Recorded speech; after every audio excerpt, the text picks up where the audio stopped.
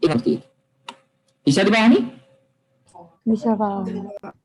Oke, berikutnya nanti di jurnal metode ekuitasnya akan menjadi seperti ini. Oke, jadi si anak pas bagi dividen ke bapak, ya, si bapak akan mencatat cash pada investment in S 18. Tadi dividen yang dibagi berapa sih? 20 kan? Berarti bapak dapat berapa? 18 ya.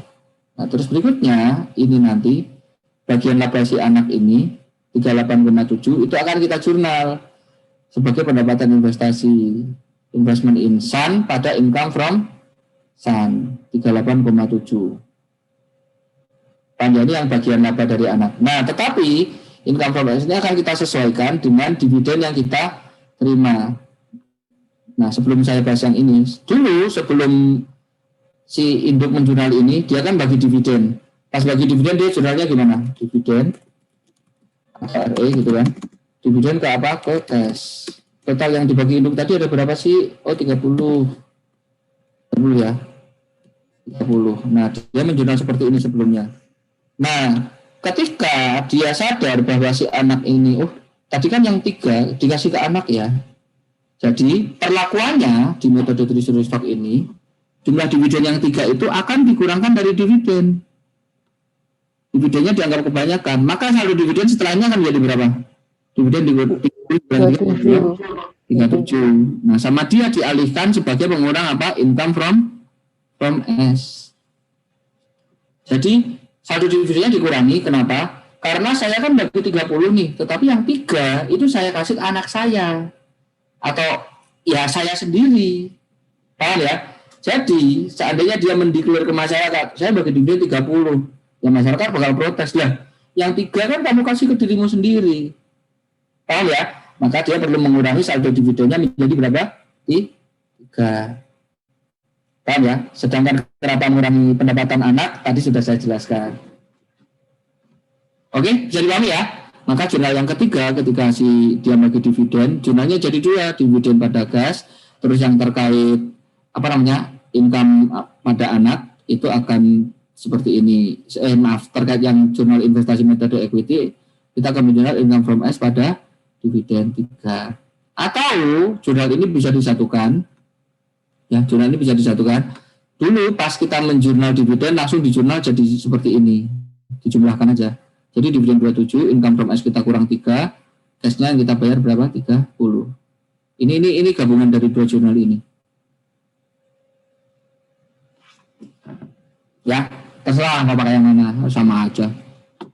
Oke, ini jurnal metode equity-nya. Bagaimanakah cara mengeliminasinya? Eliminasi itu ya, asal kita tahu saldo investment from S, paham ya? Saldo investment in S, saldo apa namanya? Income from S, gampang. Yang susah itu malah nyari ini.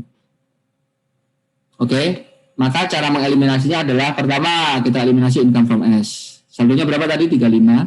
Terus dikurangi dividen yang kita terima 18, sisanya 17,7. NCI tadi sudah kita hitung 43, jadi expense ini ya 43 sama NCI interest. Terus 130 investment in S itu saldo akhir setelah dikurangi ini. Oke, sama NCI. Nah, yang pamungkas adalah Bambang, bukan dong. Yang terakhir adalah investment apa namanya treasury stock kita debit dan kita mendebit pada apa? 70. Mendebit pada investment in P sejumlah 70. Nah, karena inilah metode ini disebut sebagai metode treasury stock karena hasil akhirnya kita nanti jadi memunculkan adanya treasury stock pada laporan keuangan konsolidasi. Kurang lebih seperti ini. Mana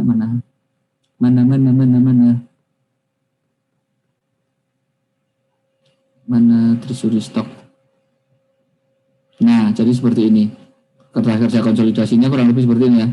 Nanti kita munculkan treasury stock, ya kan? Jadi ini kita punya saldo treasury stock sekian. Oke. Bisa dipahami? Gampang ya? Gampang, Pak. Pas ujian baru susah. Bapak ngasih contoh soal gitu doang sih. Nah kalau saya kasih contoh soalnya tuh susah, kalian nggak paham-paham. Alasan Pak, iya sih, emang alasan. Kayak yang buat mancing itu, tahu nggak sih kalian? Yang buat mancing itu, nggak ada yang tahu. Tahu Pak, lupa namanya Pak. Bahasa Indonesianya namanya walesan. Bahasa Jawanya. Kalau bahasa Indonesianya joran. Joran.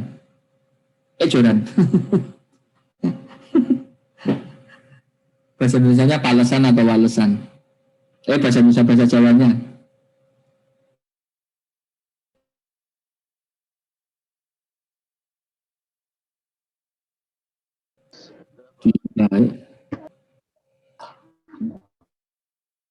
Pak, Ya? Hah?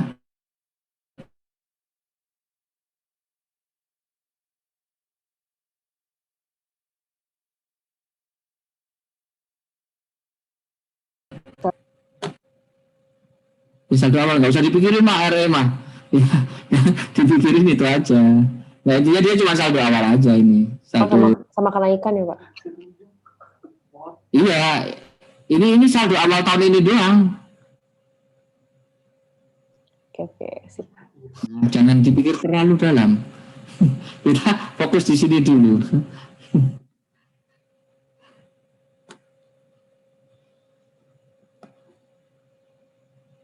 Sudah? Berikutnya yang metode konvensional, sama datanya. Nah, di metode konvensional kita tidak menghitung treasury stock, nah tetapi kita nanti akan membuat akan berusaha mengurai hubungan mereka yang rumit. Ya, jadi di gambar itu tadi, sudah. Gambar saya tadi mana sih? Nah ini, ya di hubungan mereka pendapatan P itu ada 10% dari pendapatan S. Ada 90% yang diperoleh dari pendapatannya S.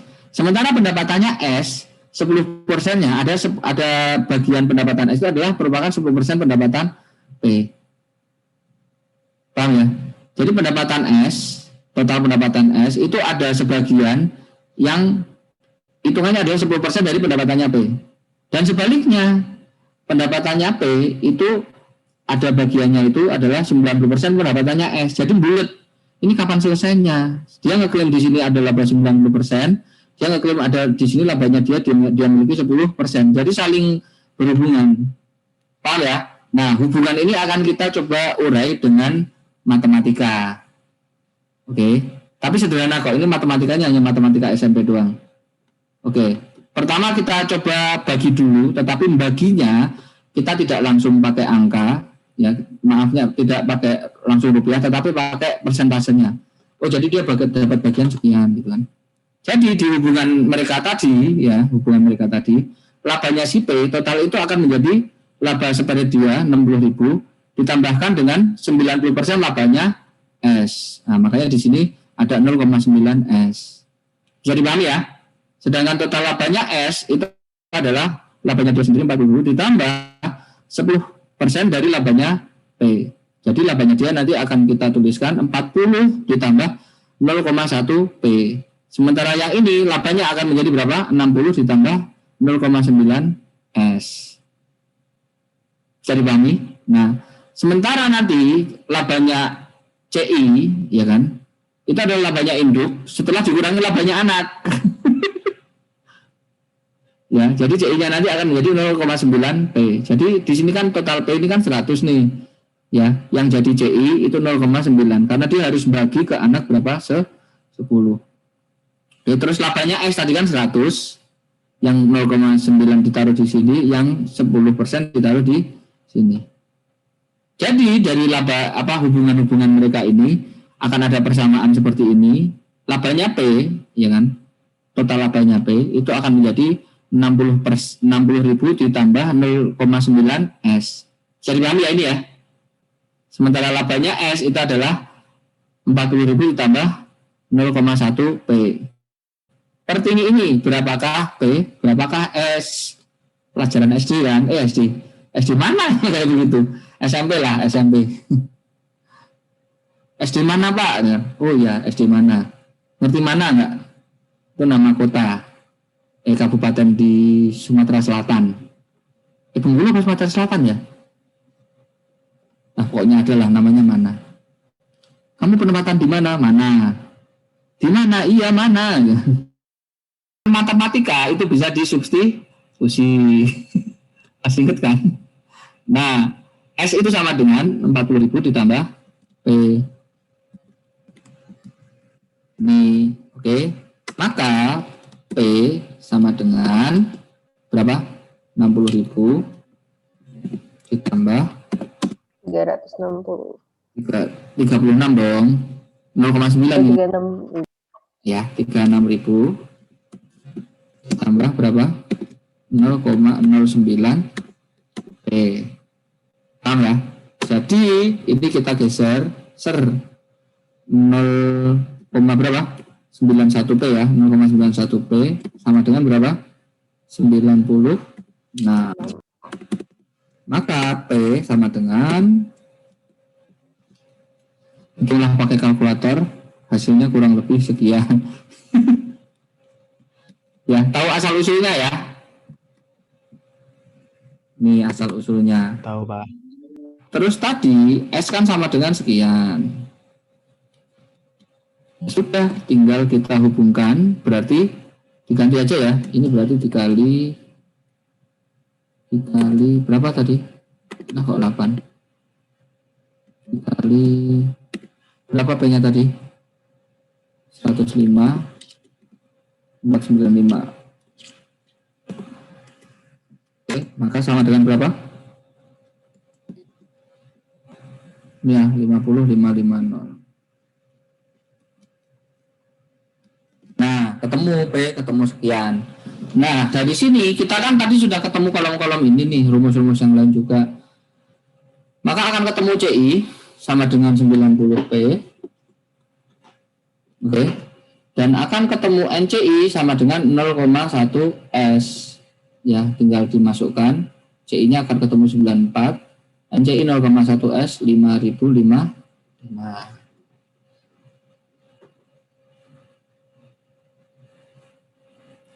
Kalian kangen nggak sama persamaan kayak begini? Oh, ini gampang Pak, nggak ada kecambahnya gitu. Cambahnya.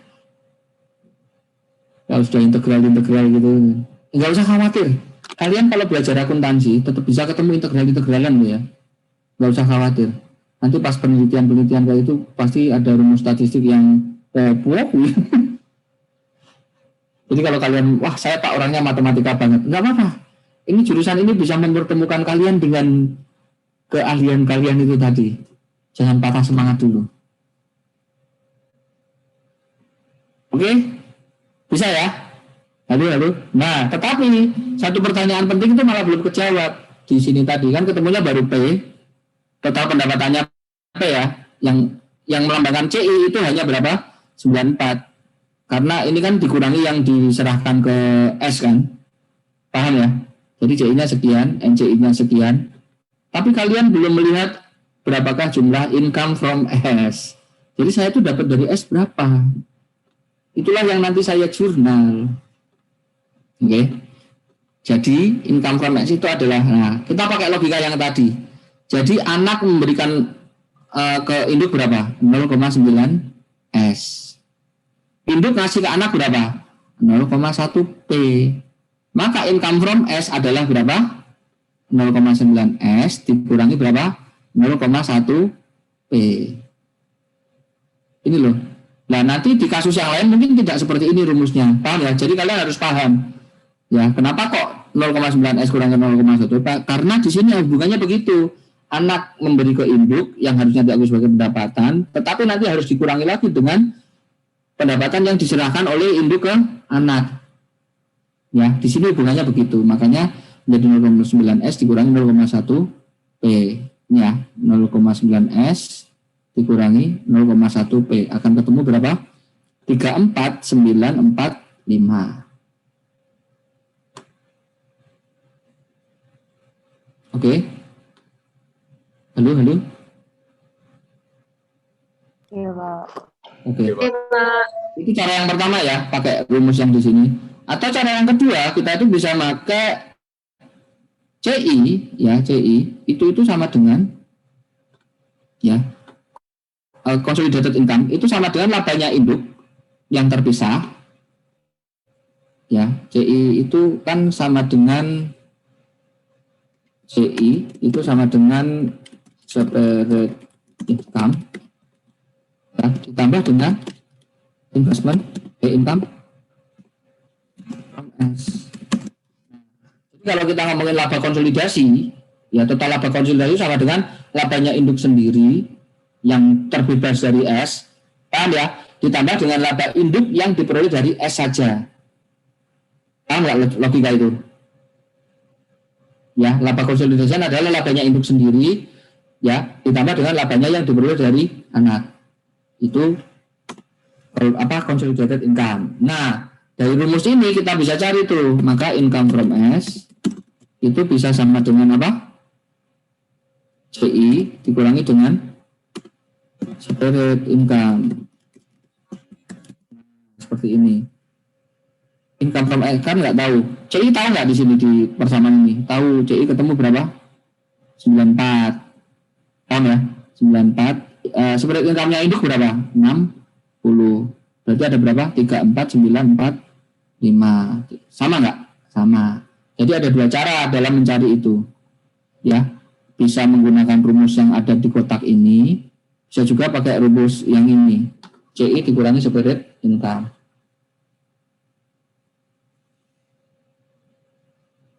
Oke? Oke, Pak.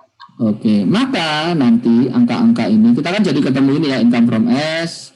Nanti dari sini kita bisa menjumlah investment from S, investment in S ya, dan sebagainya. Oke, jurnal itunya menjadi seperti ini. Ya, hati-hati ya teman-teman ya. Jurnal dengan metode treasury dan jurnal dengan metode konvensional itu beda. Ya, hati-hati jurnalnya beda. Nggak cuma dieliminasi tapi juga di jurnal ekuitasnya, jurnal investasinya di metode equity. Oke, pas terima dividen jurnalnya masih sama, cash pada investment in S 18.000. Nah, di sini kita akan memperoleh bagian laba berapa? 34.945, sama seperti hitungan kita. Kita akan menjurnal investment in S pada income from S 34.945. Sama nggak dengan yang tadi? Kalau yang tadi total income from S jadi berapa? 35 ya. Yang ini menjadi 34. Lupa kok beda lah. Namanya beda metode, ya pasti akan menghasilkan angka yang berbeda. Paham ya? Jangan disama-samakan. Memang beda mereka. Oke? Investment in S ini sesuai dengan kita. Nah, ini terkait dividen. Jadi ketika kita bayar dividen ke anak, sama seperti yang tadi, kita akan mengurangi dividen kita agar dividen yang muncul di laporan konsolidasi menjadi tinggal 27. Jadi yang dikasih ke anak itu tidak muncul di publik. Paham ya? Tetapi yang kita debit bukan, kalau tadi income ya, income from S. Nah, kalau di sini yang kita debit adalah investment in S. Beda. Di sini yang kita debit adalah investment in S.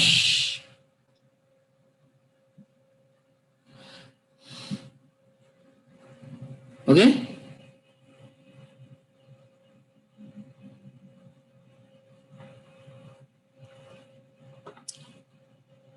Baru nanti kita masuk ke jurnal eliminasi.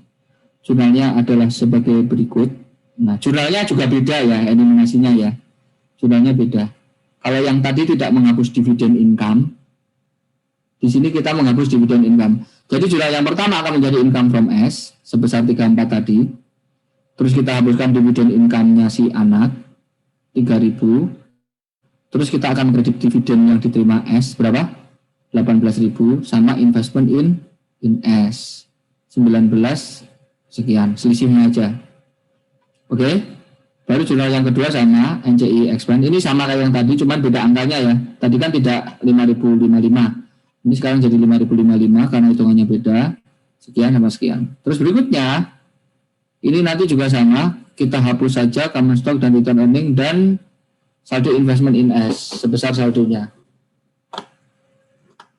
Oke. Tapi masih kita sisakan 70.000 ya di sini nanti ya saldonya ya. Oke, terus berikutnya yang terakhir kita hapus investment in P. Yang kita tutup adalah pada investment in S. Kalau yang tadi kan pada treasury stock, sekarang kita nutupnya pada investment in S. Oke.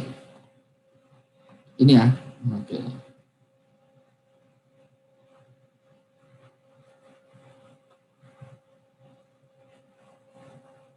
Halo, Ibu. Jadi investment in S dikurangi 3 kali ya. Dikurangi di sini, di jurnal pertama ini, yang income. Terus dikurangi jurnal nutup ini. Yang terakhir dikurangi jurnal apa? Ditambahkan di jurnal yang ini. Di jurnal nutup investment in P.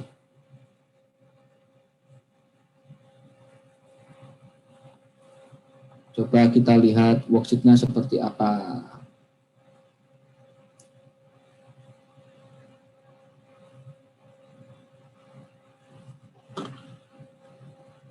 Oke.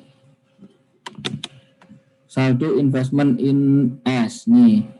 Dikuranginya kan nanti ada dia ditambahkan dengan ini jurnal yang pertama. Dia nambah 140 ya pada investment in P. Oh, dia ditutupnya duluan. Sama kayak yang tadi ya. Tapi kalau yang tadi belakangan. Ya investment in S pada investment in P kan. Dibalik aja. Paham ya? Sejumlah saldonya P. Sejumlah saldo investment in P. Saldo investment in P berapa di sini? 140. Ini dia sama, kalau di metode ini dia di duluan yang jurnalnya ya. Sama aja sih. Kalau kita tadi belakangan. Ini 140. Ya, 140. Baru kita kurangkan lagi di jurnal yang B. Jurnal yang B itu jurnal ini investment. Paham ya? Dan jurnal apa yang terakhir yang C. Ini jurnal nutup saldo investment. Yang tadi income from S, ini nutup investment. Paham ya? Jadi saldo investment in S di metode ini itu di jurnal 3 kali. Paham ya? Ditambahi dari nutup investment in P. Paham ya? Terus dikurangi dari selisih income. Terakhir dikurangi sampai habis pada saat apa? Nutup dengan ekuitas anak. Oke ya, jurnalnya 3 kali. Oke. Nah, kita latihan dulu. Kerjakan soal nomor 1 dan 2. Dari soal buku, apa namanya? Buku workbook. Nomor 2 itu apa? Soal apa? Nomor 1 dan 2 bagian 2 ya. 1. Yang 2 timbal balik. Jangan dong. Kok timbal balik? Kok timbal balik semua? Cuma kita bahas timbal balik. Yang ini timbal baliknya apa? PT emas sebesar ini.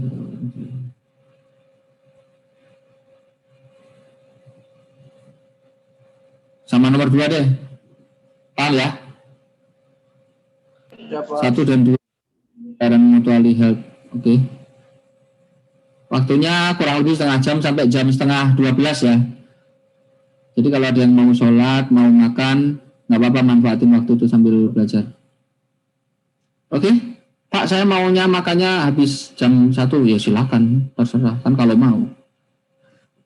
Oke? Ya, Pak. Kerja kan? Ya, Pak. Jangan live ya. Ya, Pak. Jangan live.